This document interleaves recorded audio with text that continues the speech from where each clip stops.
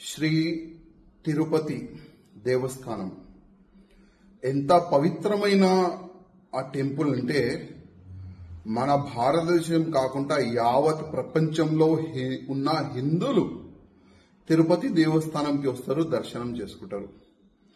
కానీ లడ్డూలు, ఈ పందులు కానీ వేరే వేరే జంతువులు మొత్తం నెయ్యి కలిపినారు. ఆ మాట విని చాలా మంది బాధపడుతున్నారు. అసలు ఎంత పాపిష్టుడు కూడా ఈ ప్రపంచంలో ఉంటారా అని ఒక చర్చ నడుస్తుంది.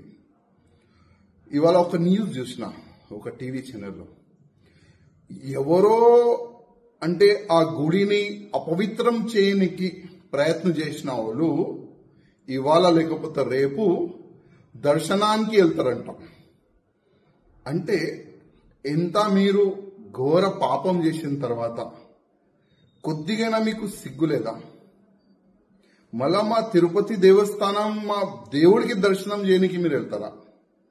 మా దేవుడి పైన మీకు నమ్మకం లేకపోతే మీరు ఎందుకు ఈ షోపుటప్ రాజకీయం చేస్తున్నారు? ఎందుకు ఈ షోపుటప్ గా మీరు దర్శనం చేయడానికి వెళ్తున్నారు? నాకు అర్థమైతే లేదు. ఇవాళ మొత్తం మన తెలుగు సమాజం మీకు తిడుతున్నారు. మీరు దొరికితే చంపేస్తారు. అంత కోపం హిందూ సమాజంలో ఉంది. ఇవాళ పవన్ కళ్యాణ్ గారు ఒక మంచి మాట అన్నారు.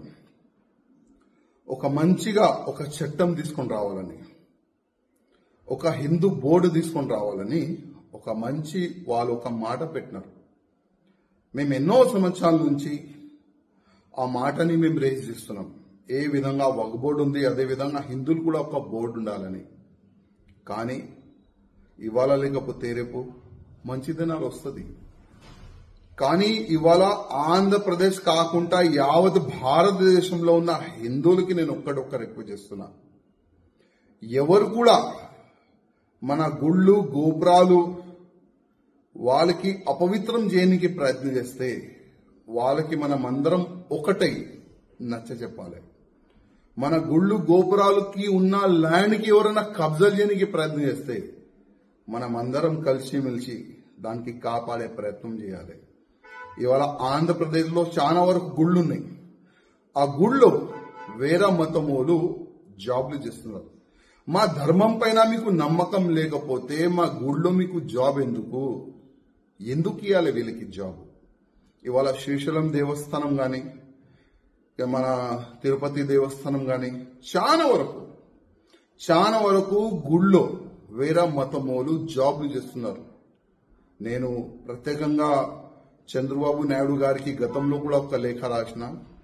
ఇవాళ కూడా నేను మా చంద్రబాబు నాయుడు గారికి రిక్వెస్ట్ చేస్తున్నా, మీరు దీనికి ఒక టాస్క్ ఫోర్స్ తయారు చేయండి, ఒక యాక్షన్ టీమ్ దీన్ని తయారు చేయండి.